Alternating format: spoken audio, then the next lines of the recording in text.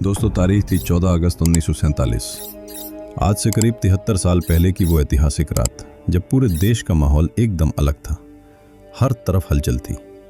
एक ओर आज़ादी मिलने की खुशी लोगों के दिलों में लगातार बढ़ रही थी, तो दूसरी ओर अखंड भारत के दो हिस्सों में बंटने का दर्द भी सभी महसूस कर रहे थे। रात के लगभग 9 बजे का समय था। दिल्ली की सड़कों पर तेज बारिश हो रही थी और आसमान में बिजली लगातार चमक रही थी। देश के अलग अलग कोनों से लोग रायसीना हिल्स की ओर पहुंच रहे थे। देखते ही देखते वहां लाखों लोगों की भीड़ जमा हो गई। हर किसी की निगाहें उस ऐतिहासिक पल का इंतजार कर रही थीं जो भारत की किस्मत बदलने वाला था। करीब 10 बजे पंडित जवाहरलाल नेहरू, सरदार वल्लभ भाई पटेल, डॉक्टर राजेंद्र प्रसाद और भारत के आखिरी viceroy Lord Mountbatten viceroy house पहुंचे।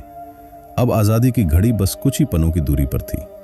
भीड़ में कई चेहरों पर बंटवारे का दर्द साफ दिखाई दे रहा था, जबकि कई लोग आज़ादी की खुशी से उत्साहित थे। इसी बीच पंडित जवाहरलाल नेहरू ने अपना ऐतिहासिक भाषण देना शुरू किया। उन्होंने इन अमर शब्दों के साथ अपने संबोधन की शुरुआत की। At the stroke of the midnight hour, when the world sleeps, India will awake to life and freedom. और फिर वो ऐतिहासिक क्षण आ ही गया जिसका करोड़ों भारतीय वर्षों से इंतजार कर रहे थे। आधी रात के साथ ही भारत ने आज़ादी की पहली सांस ली। चारों ओर खुशी की लहर दौड़ गई। वहां मौजूद लोग महात्मा गांधी के नाम के नारे लगा रहे थे, जबकि लाखों लोग अपने घरों में रेडियो के जरिए इस ऐतिहासिक पल के गवाह बन रहे थे। उस रात हर भारतीय को ऐसा महसूस हो रहा था मानो वर्षों से पिंजरे में कैद एक परिंदा आखिरकार खुली हवा में उड़ने के लिए आज़ाद हो गया हो। दोस्तों, आप देख रहे हैं हिस्टोरिकल राज। अगर आपको हमारी ऐसी ऐतिहासिक और रोचक वीडियो पसंद आती हैं तो चैनल को सब्सक्राइब करना बिल्कुल मत भूलिए। 14 अगस्त 1947 की पूरी रात दिल्ली में तेज बारिश होती रिलेशन, लेकिन अगली सुबह मानो एक नई उम्मीद लेकर आई। आसमान बिल्कुल साफ था और हर तरफ आज़ादी की नई सुबह का एहसास हो रहा था। सुबह करीब 8:30 बजे पंडित जवाहरलाल नेहरू और उनकी कैबिनेट ने पद एवं गोपनीयता की शपथ ली। इसके बाद ब्रिटिश शासन का झंडा उतारा गया और उसकी जगह आज़ाद भारत का तिरंगा गर्व के साथ फहराया गया। जैसे ही तिरंगा लहराया, वहां मौजूद हर भारतीय का सीना गर्व से चौड़ा हो गया। आखिर वो दिन आ ही गया था जिसका सपना देश ने वर्षों तक देखा था। इधर दिल्ली में आज़ादी का जश्न पूरे जोश के साथ मनाया जा रहा था। वहीं महात्मा गांधी राजधानी से हजारों किलोमीटर दूर पश्चिम बंगाल के नोआखाली में मौजूद थे। उस समय वे सांप्रदायिक हिंसा को रोकने और लोगों के बीच शांति स्थापित करने की कोशिशों में जुटे हुए थे। कहा जाता है कि पंडित नेहरू का ऐतिहासिक भाषण पूरे देश ने रेडियो पर सुना, लेकिन गांधी जी उस भाषण को नहीं सुन पाए। वो रात भारतीय इतिहास की सबसे अनोखी रातों में से एक थी।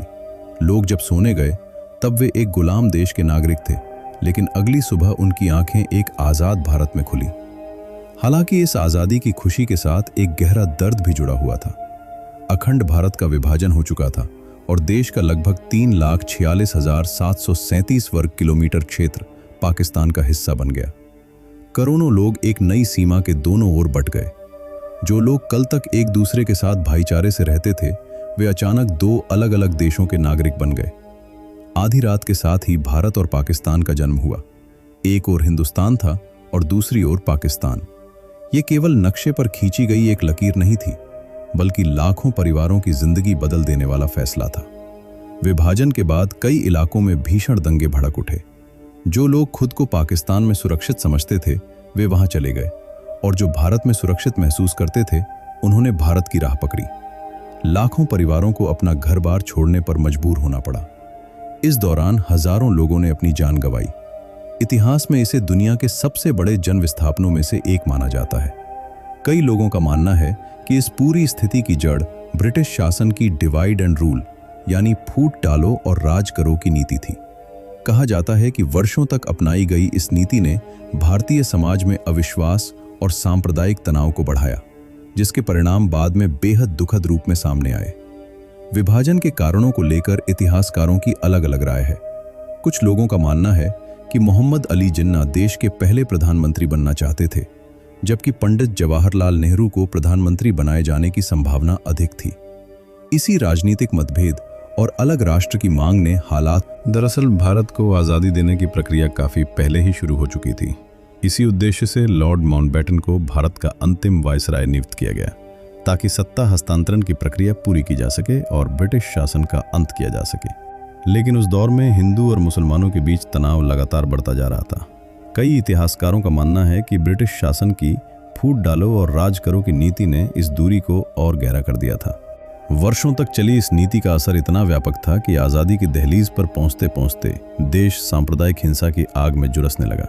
सबसे दुखद बात यह थी कि अंग्रेजी हुकूमत ने अपने शासनकाल में भारत पर अनेक अत्याचार किए। ऐसे कई दर्दनाक अध्याय हैं जिन्हें याद करके आज भी लोगों की आंखें नम हो जाती हैं। लेकिन इतिहास का एक दिलचस्प पहलू यह भी है कि सत्ता हस्तांतरण के बाद जब ब्रिटिश सेना भारत से वापस लौटने लगी तो उनकी विदाई औपचारिक सैन्य सम्मान के साथ की गई। ब्रिटिश सैनिकों का पहला दल 17 अगस्त 1947 को भारत छोड़कर अपने देश रवाना हुआ। इसके बाद चरणबद्ध तरीके से उनकी वापसी जारी रही और अंतिम सैन्य टुकड़ी 27 अगस्त 1948 को भारत से रवाना हुई। इस तरह लगभग 200 वर्षों तक भारत पर शासन करने वाले ब्रिटिश साम्राज्य का अध्याय हमेशा के लिए समाप्त हो गया और स्वतंत्र भारत ने अपने भविष्य की नई यात्रा शुरू की।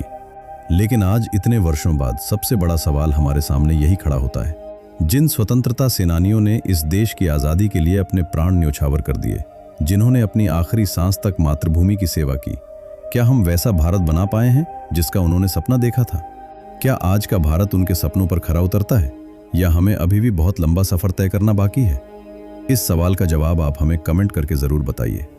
अगर आपको हमारी ये वीडियो पसंद आई हो तो चैनल हिस्टोरिकल राज को सब्सक्राइब करना बिल्कुल मत भूलिए। वीडियो को लाइक और शेयर करें और कमेंट में यह भी बताइए कि अगली वीडियो आप किस ऐतिहासिक विषय पर देखना चाहते हैं।